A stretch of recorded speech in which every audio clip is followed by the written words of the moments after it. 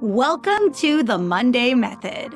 I'm your host, Liz Mayer, life, career, and business coach, and I am obsessed with helping you create the life you love so you stop living for the weekends and start loving your Mondays. This show is dedicated to you women who do it all, from building careers to building families to becoming the version of yourself you love. This show provides you with the tools to get you off the hamster wheel of burnout so you can give what matters in your life the best of you, not the rest of you. Are you ready to create a life so good you look forward to Mondays? Then let's go. Hello, friend. How are you? I hope you are having a wonderful day. It's time to tune in to this episode of the Monday Method. And I'm your host, Liz Mayer, and I am here to help you create a life so good you look forward to Mondays. And today I'm going to talk to you about a common practice that I would not consider an atomic habit. It's so common, in fact, that a lot of you engage in it without even realizing it, or honestly, even thinking about it as a bad thing. And that, my friend, is your reluctance to claim your achievement.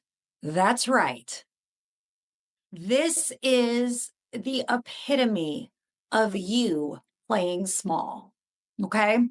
So it's important that we talk about this. And part of the reason I wanted to address this is that societally, we are raised as women to be demure and be just, warm and effusive and an amazing hostess and be really in our feminine energy where we're giving and we're expanding and we're doing all of these wonderful things to really make others comfortable and confident.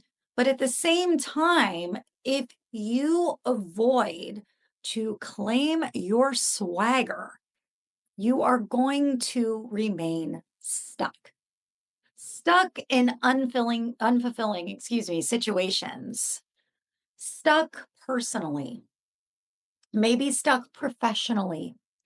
Maybe you stay in a job that you've outgrown, right? Or at an employer that keeps promising to reward you, but that never materializes. Maybe you hang out with duds instead of studs. Maybe you are with the same group of friends that you don't have anything in common with, right? But you don't want to step outside your comfort zone.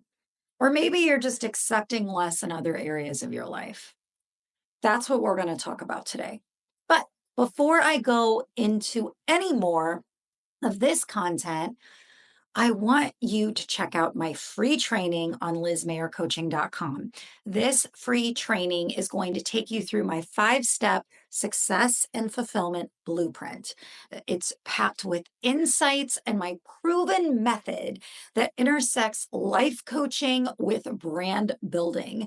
And what this means to you is that you're going to learn some methods that are proven to advance your life professionally and personally. And the real value of this is the time and energy you get back when you are living from your own version and your own definition of success. Did you know, by the way, that 90% of women claim that they have little to no work-life balance? What the actual hell? If creating a fully integrated life that honors your personal and professional values and vision is right for you, then I want you to head on over to lizmayercoaching.com and find this free training. It is for you. It will help you. Let's go. Okay, back to what you tuned in here for. So let's talk about why it's important for you to own your swagger instead of avoid your swagger. Okay. So Before we get into why it's important, I want to first address why it's common for you to want to play small. So, societal expectations often push women towards humility. And again, when I hear the word humility and I hear about this struggle of playing small, I literally envision this like demure, small, little, tiny, dressed up doll, okay, that is pretty to look at and sits on a shelf but doesn't talk, okay? So, your reluctance to self promote leads to missed opportunities. It just does. It leads to lower pay. It also leads to just decreased confidence. Now, there are cultural issues at play here, and I'll share these, but I'm not sharing these because I want you to play victim to them, okay? You are not a victim. You're a badass. And I want you to be aware of the issues so that you can be in the driver's seat and you can set yourself up for success. So, women are praised for being nurturing, being modest, being selfless. And I mean, that plays out all the time, right? I just recently saw an interview with Mel Robbins where she was talking about how she missed a lot of her kids' activities because she had to work. And, that she was getting a lot of questions of, well, don't you feel bad?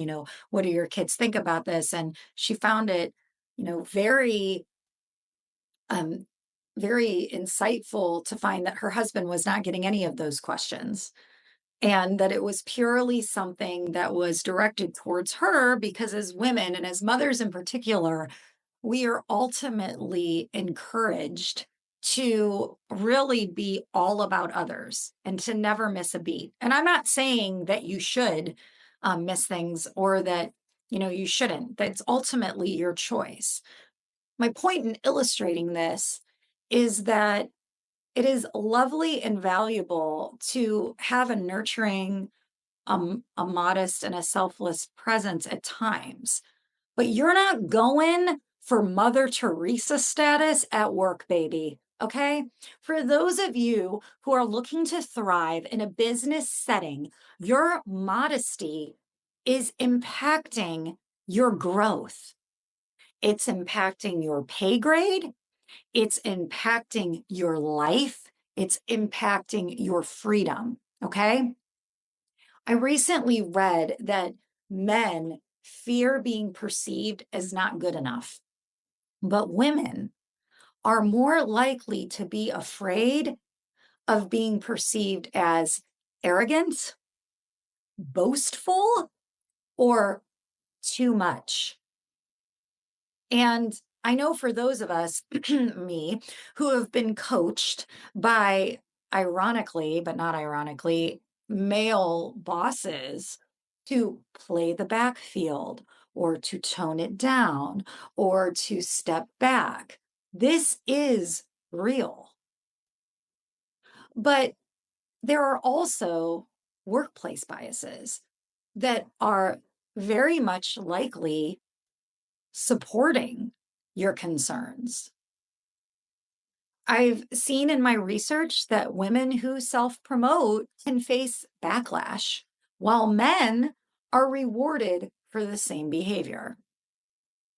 And if that's not the crapper keeper of bull, women are more likely to believe that accomplishments that they create, that they earn, that they work towards are due to luck, not skill, also known as imposter syndrome. Women are more likely to fear judgment. Women are more likely to worry about how others perceive their confidence. And when we're talking about others, ladies, we're not just talking about men, we're talking about other women. Because if we all play small, then when one of us plays big or a few of us play big, what do? We talk crap about them. if we ourselves can't claim our own power? The other thing is that women also often feel that they need to be qualified. They need to be fully qualified before taking credit. So, again, I am not sharing those issues and those challenges to use that as a way for you to accept playing small. I'm simply stating them so that you are aware of the obstacles that are very well present so that you can overcome those obstacles. The consequences of playing small are worth your attention, lady. Obviously, there's career stagnation. If you are reluctant to claim your achievements, if you feel like you need to be fully qualified before promoting yourself, before taking credit, shoot, even before just raising your hand for a promotion or for a new role, you are going to miss opportunities. This can lead to career stagnation. Okay. And what that means is you aren't advocating for yourself. And if you aren't advocating for yourself, you're getting less visibility at work. You're getting fewer opportunities. And this is supported by the fact that women are less likely to negotiate salaries or ask for what they are worth in the market. And again, a lot of this comes from playing the game of societal expectations. Another consequence of playing small is it just feels like crap. Okay. When you are constantly telling yourself to go and sit in a corner, you are going to have an emotional and mental toll. You're going to suffer from lower self confidence, lower self esteem. You're also going to become more frustrated from watching other less qualified colleagues get ahead because they are doing the advocating. Or you might feel disconnected from your accomplishments and your worth. So let's say that you are recognized. Let's say that you do get promoted.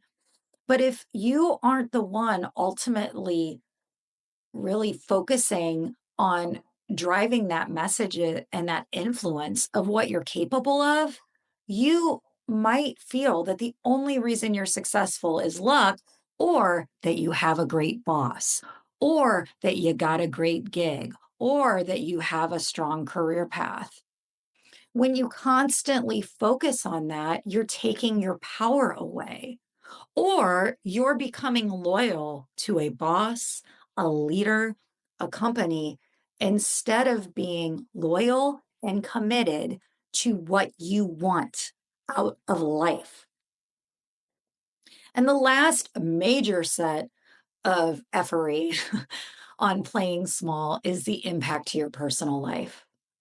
So, obviously, if you're missing promotions and you have lower self esteem, that's already the shit souffle. But if you are struggling with this at work, there's also a high likelihood that you are playing small when it comes to your personal life. And this can mean that you are less likely to set boundaries in relationships, relationships with your kids, relationships with friends, maybe relationships with your spouse. Um, a common way that I see this with women, and I've suffered from this as well, a lot of the women that I coach have a hard time not always being available, right? So if your friend needs something and she's calling you, you always want to be available. And there's nothing wrong with that. But ultimately, it can't come at the price of your own personal energy and time. The other impact that playing small can have is struggling with asserting, your needs and desires in a relationship, or a pattern of seeking validation from others instead of self-acknowledgement. Meaning, in order for you to feel attractive, you need somebody to tell you you're smoking hot. Um, in order for you to feel worthy, you need to have somebody outside of you recognize you. All of these are very, very dangerous consequences of giving your power away. Okay, so we know what the problem is. Let's talk about how you own that big energy. Number one, you have to get to a concept and a belief that self confidence is a strength. And I would even take it one step further. It's not just self confidence is a strength, but it's the ability to promote and advocate for yourself as a strength and a strong desired practice that is required for you to get what you want. So notice that I'm not telling you to do anything right now. I'm literally talking to you about how you think about the concept of self promotion. Because I can't ask you to do anything if your brain and the way that you think about something is not in alignment with that.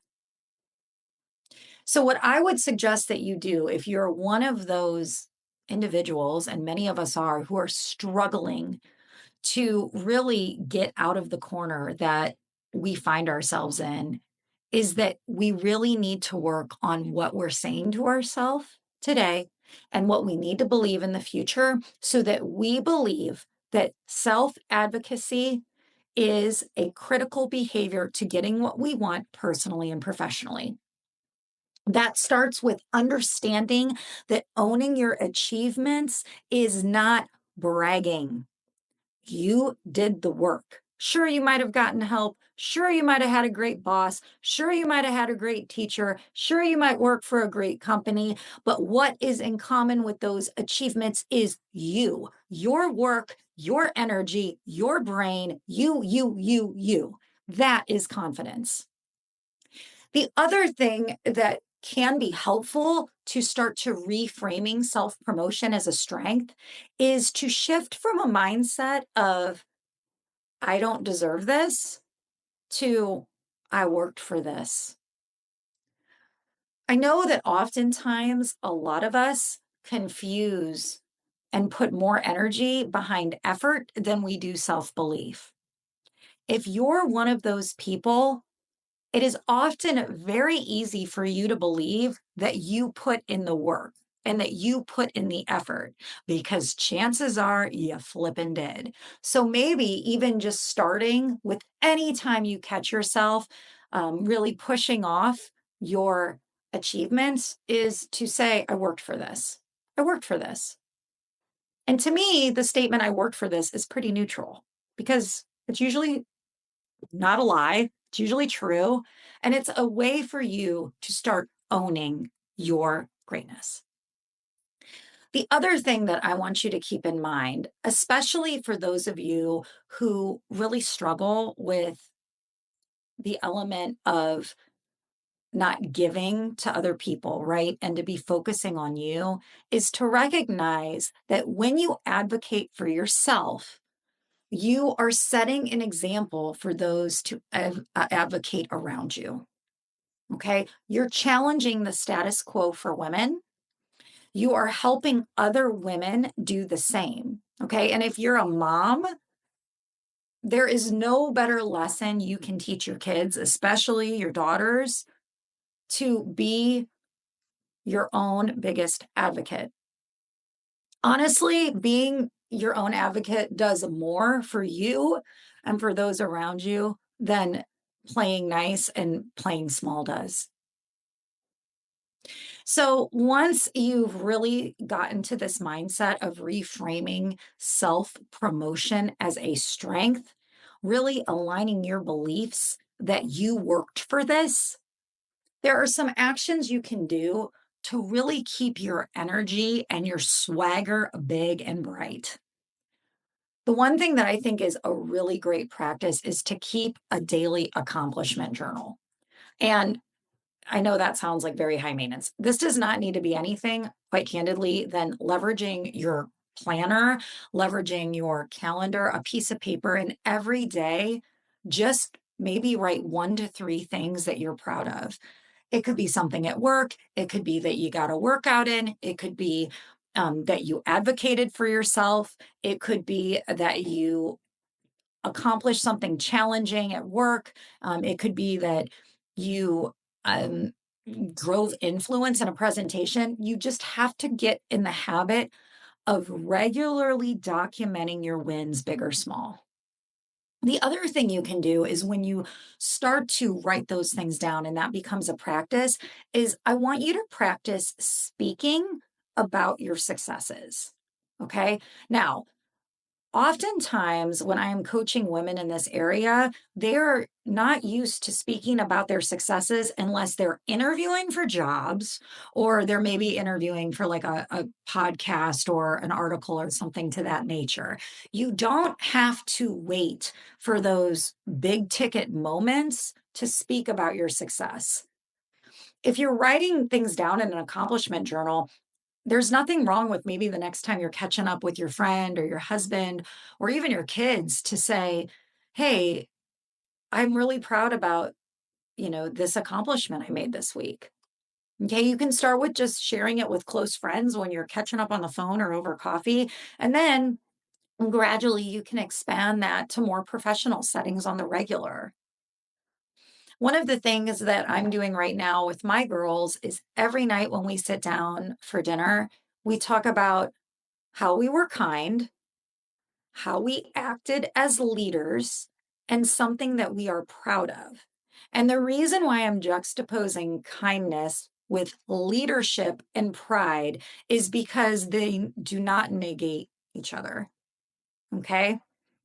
In fact, I would offer that the better you feel about yourself, the more likely that you're going to treat others with kindness and you're going to be able to spread that shit. The other things that you can do is if you're nervous, you can always use statements that are focused on we. So in the professional setting, it might be hard for you to really claim things like, I have done this.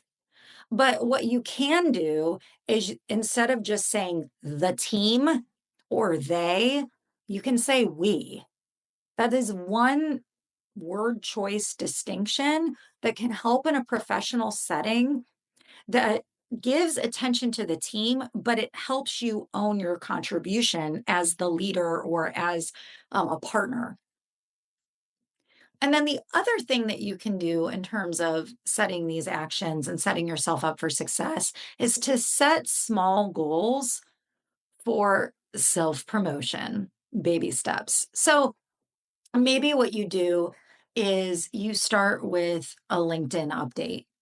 If you've owned a recent project, you can always just say, I'm really proud and I wanted to share this. Now, if LinkedIn is like, whoa, no way, I'm not going out there and I'm not contributing to this in social media, what you can do is maybe just the next time you are in a meeting and maybe you're reporting out on a key activity, you can start with saying, I'm really proud that we, or I'm really proud to share that I, and create your statement as an achievement and as a thing that you regularly lead with. Again, that's not something that you need to do every single meeting, but just getting comfortable having that swagger and owning it is going to move you towards believing that you are worthy, because you are, of the growth that you want. And then the last thing to do is to build a support system. Okay. Listen, you need to surround yourself with people who uplift and encourage self recognition. Maybe that means that you get some mentors that regularly show this. Okay. Maybe it means that you look at some of your role models, ideally of women who are confidently owning their success, and you use that as proof that it is okay to do this. And I can't say this enough, but get a freaking coach or join a coaching program. Actually, mine is launching pretty soon. And the reason why it's important to build a support system is when you surround yourself with a group of women that are accomplished, that are smart, that are working hard, and that are also working on owning their greatness and their swagger, the energy and the impact is contagious.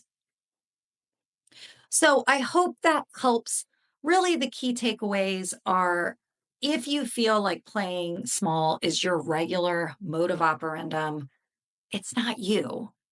You're likely conditioned to be modest, but just be aware of this and be aware how this can backfire in creating the life that you want. This fear of self promotion is only holding you back professionally and personally. However, over time, if you can reframe self promotion as a strength, if you can practice new thoughts and shifting your mindset to, I worked for this, if you can take those small actions so you can keep your energy and swagger big and bright and you can build that support system, those intentional steps can get you what you want. And quite frankly, what you deserve out of your personal and professional life. I hope that this content helped you. Now take this, share it with somebody who you feel needs more badassery in their life, and go forth and create a life so good you look forward to Mondays. Thanks, friends. Well, hey, friend. Thank you for spending time with me. As a thank you for spending your very limited, precious time, I want to offer you access to a free masterclass on how to create personal and professional success without burnout. You can access the link in the show notes or head over to lizmayercoaching.com and click on the link to access this free masterclass. Thanks again for spending time with me, and I cannot wait for you to love your Mondays. See you, friend.